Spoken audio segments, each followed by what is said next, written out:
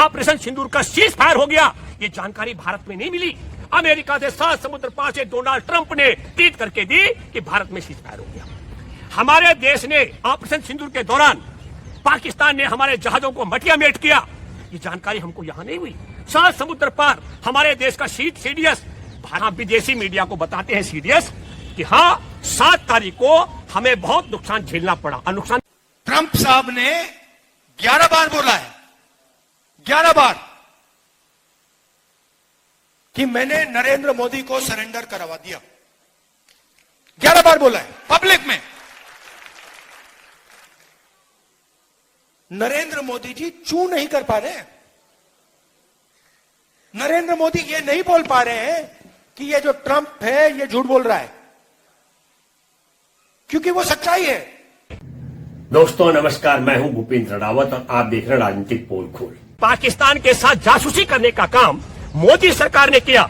Yes Jaishankar ने किसके साथ डिग्री ली, किसने जयशंकर को डिग्री दी, कहां से कहां डिग्री ली, ये तमाम सबूत आज भी जिंदा है।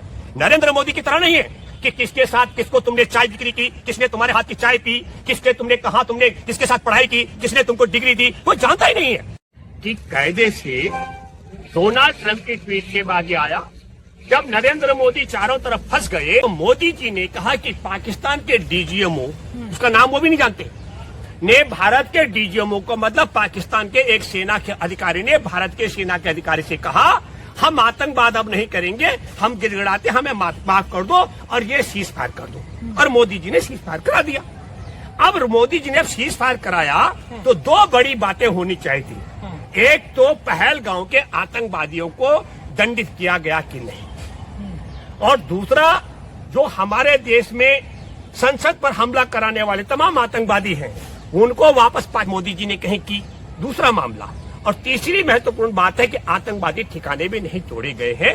इसलिए ये सबसे बड़ी बात है कि नरेंद्र मोदी जी को सार्वजनिक करना चाहिए था पाकिस्तान के डीजीएमओ का जो फोन आया था भारत के डीजीएमओ को, और उसको पब्लिक के बीच में रखते ताकि हम मानते कि पाकिस्तान के सेना के अधिकारी के कहने पर भारत के डीजीएमओ ने सुना, भारत के सेना के अधिकारी ने सुनवाई की और मोदी जी को अवगत कराया, और मोदी जी ने सरेंडर नहीं किया बल्कि सीज फायर का ऐलान किया। एक अब आता सवाल, जब नरेंद्र मोदी जी ने ये कहा कि मैं दुनिया के किसी भी कोने में इन्हें दंडित करूंगा, और उसके फिर 1 महीने बाद जाते हैं बिहार में और फिर बिहार की धरती पर कहते हैं कि मैंने अपना जो वचन दिया था पूरा किया, मैं दावे के साथ मैं कह सकता हूँ यह बहुत बड़ा झूठ नरेंद्र मोदी ने कहा है। गलत बात कह रहे हैं भाई, बहुत बड़ा किया ऑपरेशन सिंदूर। 1 मिनट, नहीं सुनिए ऑपरेशन, मैं उसमें आ रहा हूँ, उसमें पे आ रहा हूँ। हमारे देश के विदेश मंत्री एस जयशंकर पढ़े लिखे हैं। एस जयशंकर ने किसके साथ डिग्री ली, किसने जयशंकर को डिग्री दी, कहां से कहां डिग्री ली, ये तमाम सबूत आज भी जिंदा है। नरेंद्र मोदी की तरह नहीं है कि किसके साथ किसको तुमने चाय बिक्री की, किसने तुम्हारे हाथ की चाय पी, किसके तुमने कहा, तुमने किसके साथ पढ़ाई की, किसने तुमको डिग्री दी, कोई जानता ही नहीं है। लेकिन जयशंकर गारंटी के साथ कह सकता हूं शिक्षित और पढ़े लिखे हैं। और जयशंकर ने क्या कहा, जयशंकर ने कहा 15 मई को हमारी सरकार ने पाकिस्तान को अवगत करा दिया था हम सिर्फ आतंकी ठिकानों पर ही हमला करेंगे, सेना और सिविल के इलाकों पर हमला नहीं करेंगे, इसलिए सेना को एक्टिव करने की जरूरत नहीं है। इसका मतलब जो मैं पहले कह रहा था कि भारत की खुफिया एजेंसी की रिपोर्ट, मतलब अगर मैं दूसरे शब्दों में कहूं कि पाकिस्तान के साथ जासूसी करने का काम मोदी सरकार ने किया। हमारी सेना, भारत की बहादुर सेना पाकिस्तान के 21 आतंकी ठिकानों और उन ठिकानों में जो आतंकवादी थे उनको खत्म करने के लिए काम कर रही थी। और मोदी सरकार उस आतंकवादियों को बचाने के लिए पहले से ही पाकिस्तान को अवगत करा चुकी थी, जिसके कारण पाकिस्तान में आतंकवादी ठिकानों पर जो 9 ठिकाने ध्वस्त हुए वहाँ आतंकवादी नहीं मारे गए। अब मोदी जी ने दावा किया कि हमारे हमले में 100 आतंकवादी मारे गए। मैं आपके दर्शकों से कहना चाहता हूँ, नरेंद्र मोदी की बात से मैं सहमत हूँ, लेकिन नरेंद्र मोदी उन 100 आतंकवादियों के नाम, उनके फोटो और उनके मारे जाने के सबूत सार्वजनिक करें। लेकिन पाकिस्तान की रिपोर्ट क्या कहती है? पाकिस्तान की रिपोर्ट ये कहती है कि टोटल 51 लोग मारे गए, जिनमें 11 सैनिक थे और 40 आम नागरिक मारे गए। अब 51 लोग पाकिस्तान में मारे जाते हैं, लेकिन भारत में मैं ये कहूंगा, क्या कहते हैं उसको, बचनवीर, अब बचनवीर कहना पड़ेगा। बचनवीर कहता है कि 100 आतंकवादी मारे गए। 100 आतंकवादियों की मारे जाने की बात झूठी है। पाकिस्तान के एक सेना के अधिकारी के कहने पर सीज फायर करने का जो मामला झूठा है। सच्चाई क्या है, इस बार भी रेफरी की भूमिका में डोनाल्ड ट्रंप था। जितनी चाबी भरी राम ने उतना चले खिलौना, तो जितनी छूट दी अमेरिका ने उतना ही सेना को छूट दी गई है। राजनाथ सिंह ने कहा, रक्षा मंत्री ने, हमारी नेवी अगर एक्टिव हो गई होती तो पाकिस्तान के 4 टुकड़े हो गए होते। तो अब मैं दूसरा सवाल, नरेंद्र मोदी दावा करते हैं कि हमने सेना को खुली छूट दे दी। पहली बात मैं दर्शकों आपसे कहना चाहता हूं, नरेंद्र मोदी की कोई हैसियत नहीं है सेना को खुली छूट देने की।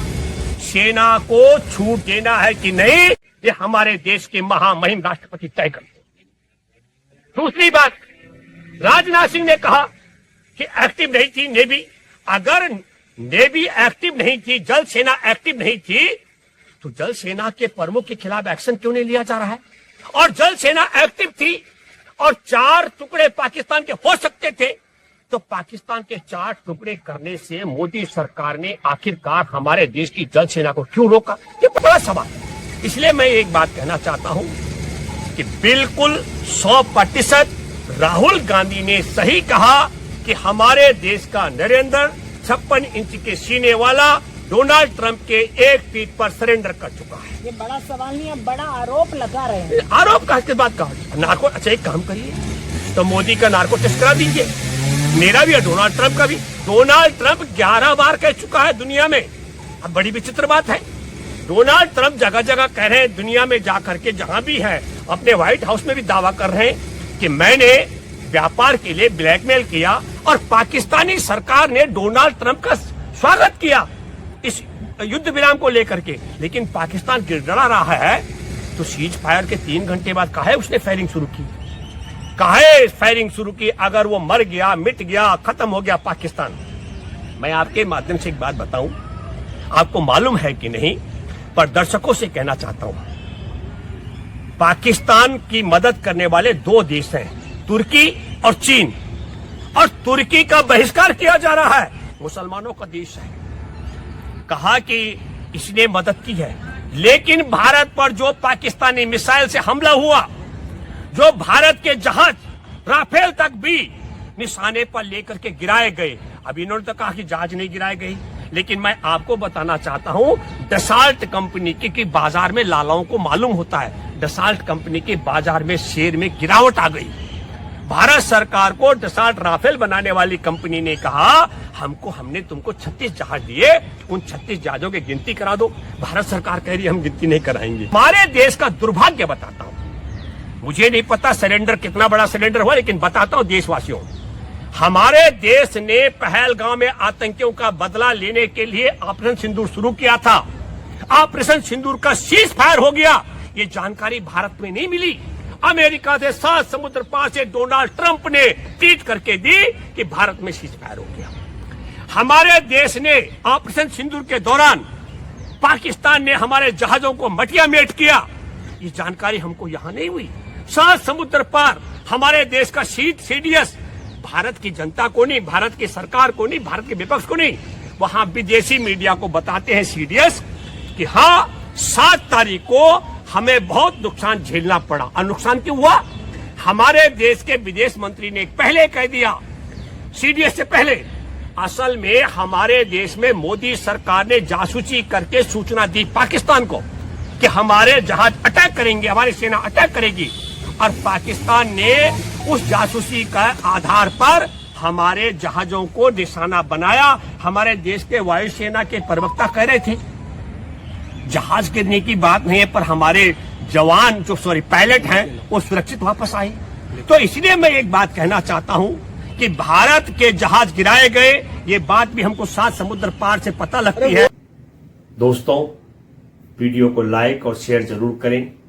फिर मिलते हैं अगली बार राजनीतिक पोल खोल पर एक नई पोल खोल के साथ। तब तक के लिए जय हिंद।